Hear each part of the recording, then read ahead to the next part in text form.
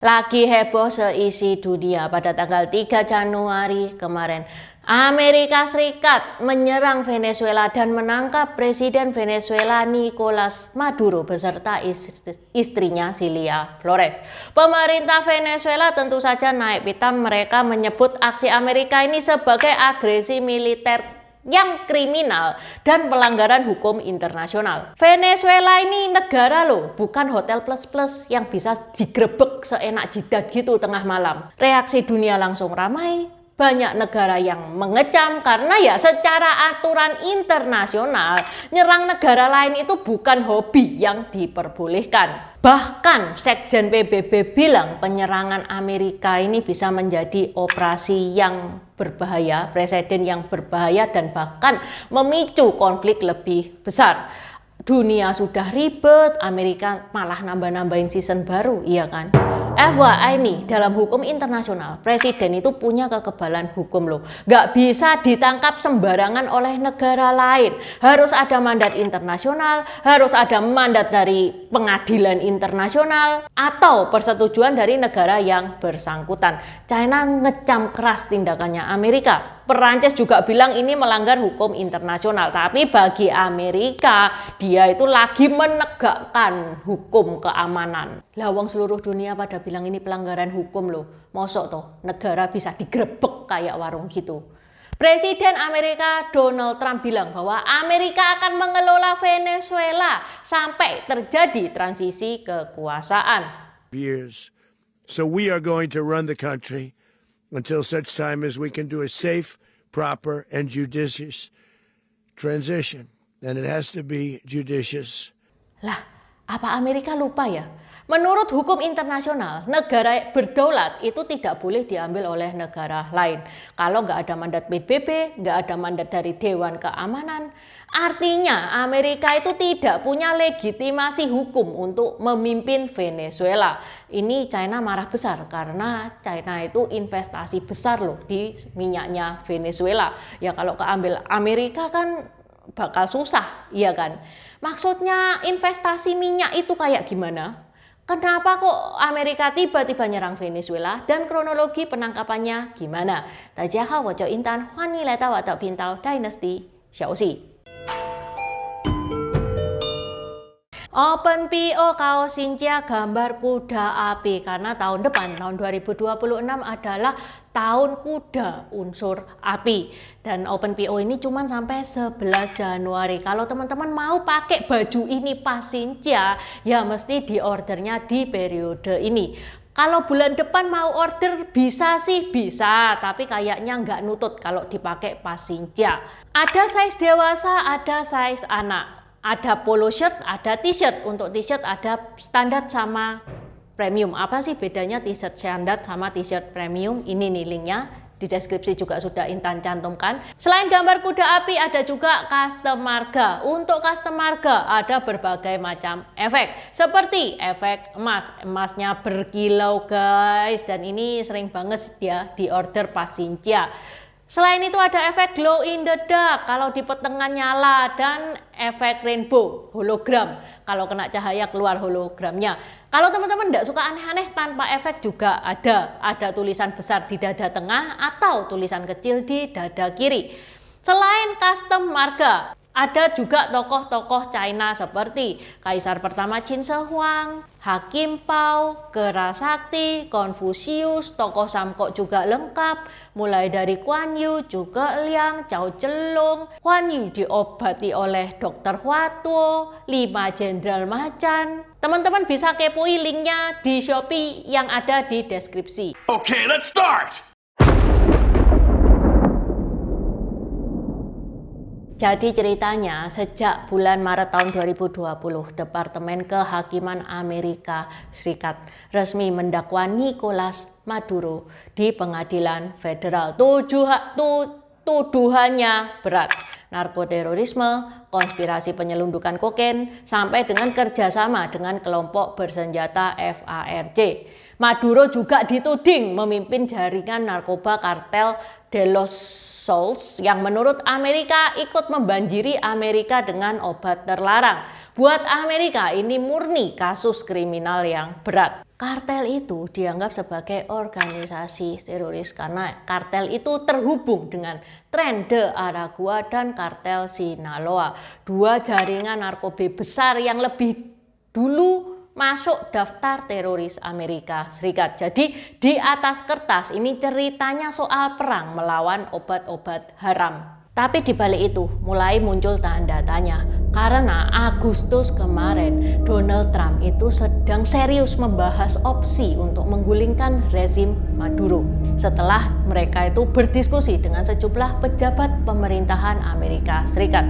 Artinya urusannya ini bukan lagi tentang obat-obat haram, tapi sudah masuk ke ranah politik dan kekuasaan. Apalagi sejak awal memang Donald Trump itu tidak pernah mengakui Maduro sebagai presiden dari Venezuela karena dianggap pemilunya Venezuela itu tidak adil, tidak bebas. Amerika mengakui presidennya Venezuela itu Juan Guaido. Ya, ini agak lain ya. Dunia bilang kalau presidennya itu Maduro, pemilunya Venezuela juga mensahkan Maduro sebagai presiden, tapi bagi Amerika presidennya Venezuela itu Juan Guaido. Ini yang punya negara siapa, yang milih presiden siapa, ya kan? Konsekuensinya jelas, bagi Amerika Maduro itu dianggap tidak punya kekebalan hukum sebagai kepala negara. Ini bagian yang bikin status buronnya Maduro itu jelas ya. Amerika pernah memasang hadiah 15 juta USD dan kemudian dinaikkan menjadi 50 juta USD untuk menangkap Maduro. The Trump administration has doubled the reward for critical insight on Maduro and is now offering $50 million. Pada saat Amerika menetapkan bahwa Maduro itu buron internasional, China dan Rusia langsung berteriak dong, ini pelanggaran kedaulatan dan menuduh Amerika itu campur tangan dalam urusan dalam negeri. Kok ya seenak jidat ya kelakuannya Amerika itu. PBB itu loh tidak pernah menyatakan kalau Maduro itu buron. Interpol itu tidak pernah mengeluarkan red notice. Ini murni tuduhan versi Amerika. Tidak ada legitimasi hukum internasional. Tuduhan itu tidak diatur dalam kewenangan hukum global. Ceritanya begini. Sebuah tim kecil Amerika Serikat dibantu informan dari dalam pemerintahan Venezuela sendiri sudah lama memata-matai Presiden Maduro. Bukan cuma tahu dia tidur di mana, tapi juga makannya apa, bajunya apa, sampai hewan peliharaannya apa. Setelah semua data dikumpulin, awal Desember mereka bilang, oke, fix, lahirlah misi bernama Operation Absolute Resolve. Pada tanggal 3 Januari dini hari, lebih dari 150 pesawat termasuk jet tempur, pembom, pesawat mengintai, helikopter, dan drone pengintai terlibat dalam operasi tersebut. Setidaknya 49 nyawa melayang di operasi itu. Operasi ini bukan dadakan tapi hasil dari berbulan-bulan latihan dan perencanaan super detail.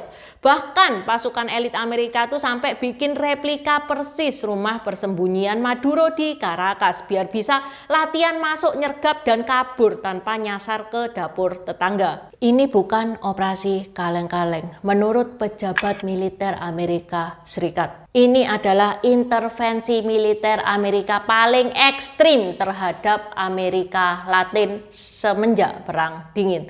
Tapi anehnya ya, operasi ini loh, Kongres Amerika itu nggak tahu loh guys. Fake surprise party yang disurprise satu negara. Begitu semua detail teknis itu beres, tim Amerika itu menunggu momen yang pas. Targetnya cuma satu, nangkap Presiden Maduro. Sebenarnya 4 hari sebelum kejadian. Jadi ini kan tanggal 3 Januari nih ya kejadiannya. Berarti tanggal 30 Desember. Mestinya hampir jalan pada tanggal itu operasi ini.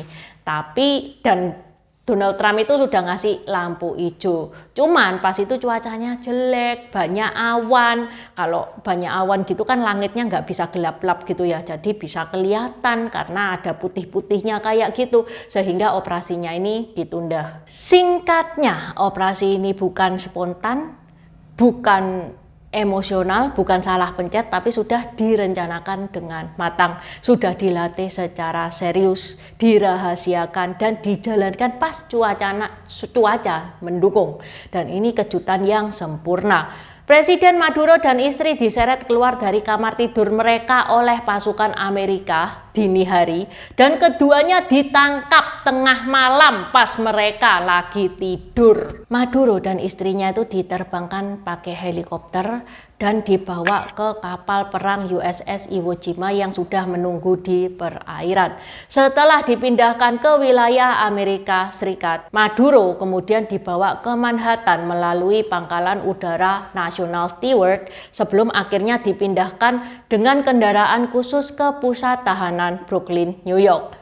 Selanjutnya, Maduro dijadwalkan menghadapi dakwaan di Pengadilan Federal Manhattan dengan tuduhan narkoterorisme. China itu ya guys ya, bisa dibilang dia itu dewa penolongnya Venezuela. Jadi kejadiannya waktu Amerika dan Eropa itu rame-rame menjatuhkan sanksi, menutup akses bank dan bikin Venezuela itu susah napas ya di bidang keuangan. Lah kok China dan Rusia tiba-tiba masuk ke Venezuela? Dia ngasih pinjaman ke Venezuela. Bayarnya gimana? Nggak usah bayar pakai cash. Kalau nunggu bayar pakai cash mah sampai dinosaurus muncul ya belum tentu bisa kebayar itu utangnya. Bayarnya pakai minyak aja nggak apa-apa. Jadi ini kayak win-win solution ya. Venezuela akhirnya punya kucuran dana, punya duit supaya negaranya bisa berjalan. Meanwhile China mendapatkan minyak yang murah, mendapatkan teman politik. FYI, Venezuela itu punya cadangan minyak terbesar di dunia, tapi ironisnya negaranya miskin. Sehingga ada konspirasi ya. Ini Amerika ini beneran tah mau ngebasmi narkoterorisme atau mau menguasai keran minyaknya Venezuela? Kalau kita flashback ke belakang, tahun 2019 Amerika itu melarang warganya beli minyak di Venezuela. Padahal dulunya Amerika itu pembeli minyak terbesarnya Venezuela. Perlu teman-teman ketahui, minyaknya Venezuela itu rewel loh. Berat, kental dan susah diolah, butuh kilang khusus dan mahal, dan tidak semua negara itu punya teknologinya. Jadi meski cadangan minyaknya Venezuela itu segede gunung, nggak otomatis laku keras di dunia. Akibatnya minyaknya Venezuela itu tidak bisa dijual mahal dan pembelinya juga terbatas. Padahal pemasukan negaranya Venezuela itu sepenuhnya ya dari minyak ini. Yang ngebikin perekonomiannya Venezuela bergerak ya dari minyak doang. Ibarat Venezuela ini punya emas banyak, tapi emasnya dalam bentuk bongkahan batu, nggak bisa dijual karena nggak semua orang punya alat untuk mengolah emas itu. Amerika sebagai pelanggan besar dan pelanggan tetapnya Venezuela, dia itu mikir, ini minyaknya Venezuela kalau bukan aku yang beli, siapa coba yang mau beli? Kalau minyaknya Venezuela nggak tak beli, ekonominya Venezuela itu bakal tercekik, rakyat bisa berteriak dan lengser itu Maduro. Itu pikirannya Amerika. Tapi yang nggak disangka-sangka, China dan Rusia datang. Mereka itu kan kayak bestie itu ya, dimana ada China ada Rusia, dimana ada Rusia ada China. China bilang apa? Kenapa? Minyakmu susah ya diolah. Sini, bawa ke saya. Gak masalah, bagi China gak masalah. Kesempatan, yang penting satu, ini minyak murah. Toh China dan Rusia itu punya kilang heavy crude, gede-gede dan banyak, teknologinya siap. Dia juga punya tenaga kerja yang berpengalaman mengelola minyak yang bandel. Jadi bagi China dan Rusia nggak masalah. Meskipun seluruh dunia bilang kalau minyaknya Venezuela itu ribet, nggak laku. Oh, China malah bilang sini saya yang urus. China itu memang hobi ya menolong negara-negara lemah. Ya, tapi ini bukan bakti sosial juga ya. Ini kayak investasi jangka panjang bagi China. Buat China, Venezuela itu aset.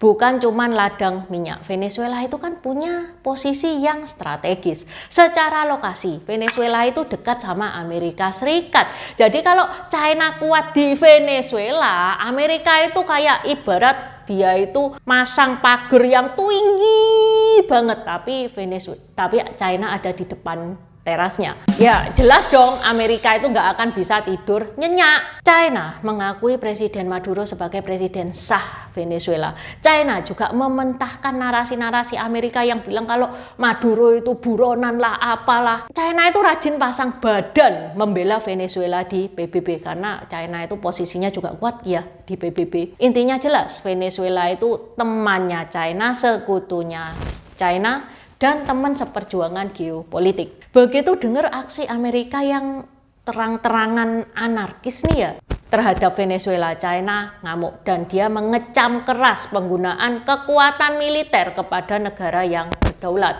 Pada tanggal 4 Januari kemarin, Kementerian Luar Negeri China bahkan berteriak-teriak meminta Amerika untuk memastikan keselamatan Presiden Maduro dan istrinya, serta menyuruh Amerika untuk membebaskan mereka. Pesannya China, hentikan upaya menggulingkan pemerintahannya Venezuela. Berhenti main otot dan selesaikan lewat dialog dan negosiasi. Bahasa halusnya ya diplomasi, tapi bahasa kasarnya ya kalau mau ribut ya jangan di rumah orang dong. China expresses grave concern over the U.S. forcibly detaining President Maduro. China calls on the U.S. to ensure the safety of President Maduro and his wife. Immediately release them. Bukan cuma China. Negara-negara di seluruh dunia banyak yang mengecam tindakan Amerika Serikat yang sewenang-wenang di rumah orang lain. And this event was put together right after organizers heard the news. They're calling it an emergency protest, saying action needs to be taken now before more. Soalnya ini sudah bukan sekedar beda pandangan politik, tapi nyentuh etika bertetangga antar negara. Mau sekuat apapun, ini jelas bukan cara yang elegan. Tapi ya balik lagi ya, ini semua menurut pandangannya Intan. Soalnya Intan ngefans sama Xi Jinping. Xi Jinping nggak suka Donald Trump, ya otomatis Intan juga nggak suka dong sama Donald Trump. Mungkin teman-teman itu ada yang nggak setuju ya sama Intan. Mungkin teman-teman ada yang berpendapat, oh Donald Trump itu baik, nggak setuju. Saya setuju tuh sama Donald Trump. Ya nggak apa-apa, boleh-boleh aja, sah-sah aja. Beda pandangan itu sah. Ayo kita diskusi di kolom komentar. Oke, sampai di sini dulu bahasan Intan hari ini. Zaijian. Terima kasih udah nonton channel ini sampai habis. Dukung aku terus berkarya dengan klik subscribe dan bunyikan lonceng di bawah ya guys.